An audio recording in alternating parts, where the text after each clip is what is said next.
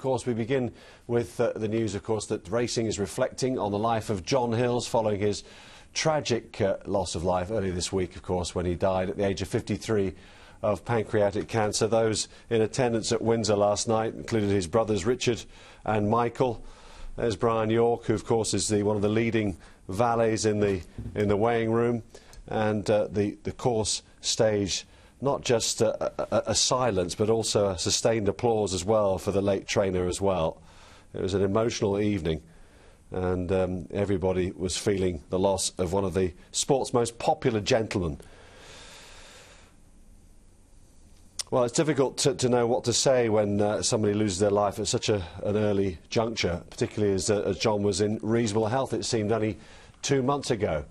But the yard had two runners there last night at Windsor, and they almost went out with a fairy tale result. Frankie Dettori was riding B52 in the UNIBET handicap. Is Clear Spring, who's keeping on quite well, the pale blue cap. Then Joe Packett. Huntsman's Close has got work to do as they head down well inside the quarter mile. In the centre, Clear Spring perhaps just ahead. Near side still there, B52 under Frankie. Towards the far is Cruise the Limit, and then comes Joe Packett, but it's Clear Spring who's got his nose in front now, entering the final half and starts to assert. Clear Spring just scuttling away by a length and a half now, and it will be Clear Spring for John Spearing to win. Close for second, B52 involved. Almost a dream come true there. Nearly. I was pretty confident from the word go, really. You know, I thought Frankie had got it controlled, and I could see the jockeys moving behind, and, you know, I thought it would happen. But anyway, that's racing. John knew that. Yeah. You know, it's we could plan it, but we can't. But it was nearly a big thrill. But it was a great thrill. I tell you what, though, people will see you've got a tear in your eye here, and they'll probably say, look, stop talking to me because you've got a tear in your eye. But horse racing's the kind of game that actually can immediately lift you, can't it? Because the cheer for the family here tonight, you wouldn't get this if you were sat at home in the kitchen or sitting around the table talking about John there, would you? I mean, this can lift a family. That's right. No, look, we were tight before, but we're tighter now. You know, it's, as I said before, you know, with Fiona and all the girls, you know, it's just brought us all together. It makes you appreciate what you have. And Rich, you've been hanging around, and John would also appreciate that the winner here has just landed a hell of a gamble. I think it's back from 16s into about 4 or 5 to 1, so he would have appreciated that as well. Of course he would. You know, we're in racing, we know what it's like. It's a hard game.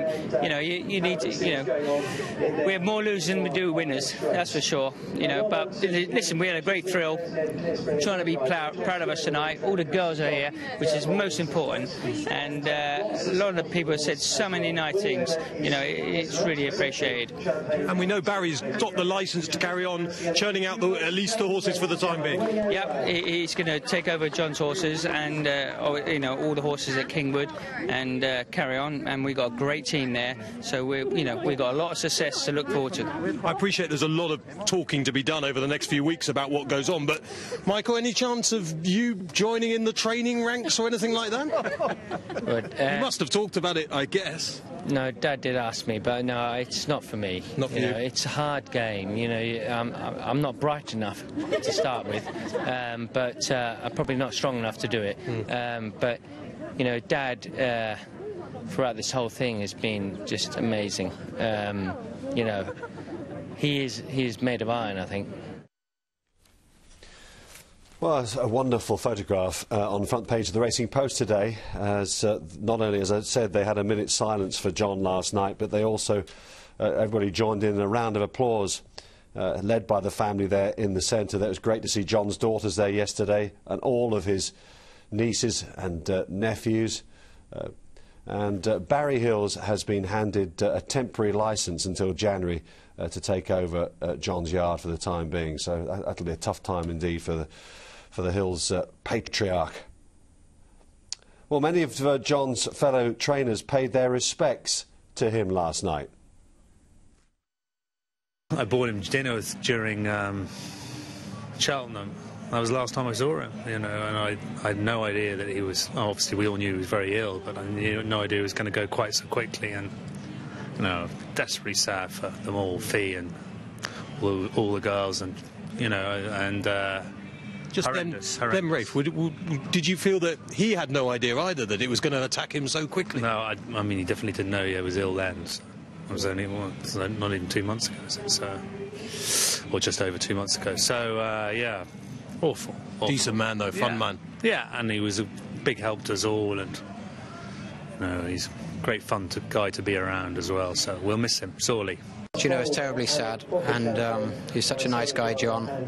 I personally didn't know him, very well, but he was always a gentleman and always very kind to everyone. The Hills are one of racing's great families, and very sad for them. But I'm sure they'll stick together. It's great to see him here tonight. But very sad that John's not here anymore. When John was working for Tom Jones and I was working for Mark Tompkins, and there was a good crowd of us in Newmarket then, and we had a lot of laughs, and he was a lovely guy, and yeah, great man. It's very, very sad. He was an amazing family man, and he had a tremendous heart, and he just opened himself up to everybody that he met, and yeah, he was a wonderful guy. We've known each other for the best part of 15 years now, and had over 20 horses together, so it's going to be a huge hole in my life, and I know the rest of my family as well will miss him terribly. So no, it's a tragedy, really. It's a tragedy. He's a great guy to have around, and as a young trainer you look up to him. He stood the test of time and trained a lot of good horses, and he'd be sadly missed. A lot of guys, young trainers and sort of not so young, that were mates of his, are going to miss him big time. He's a great guy to have around.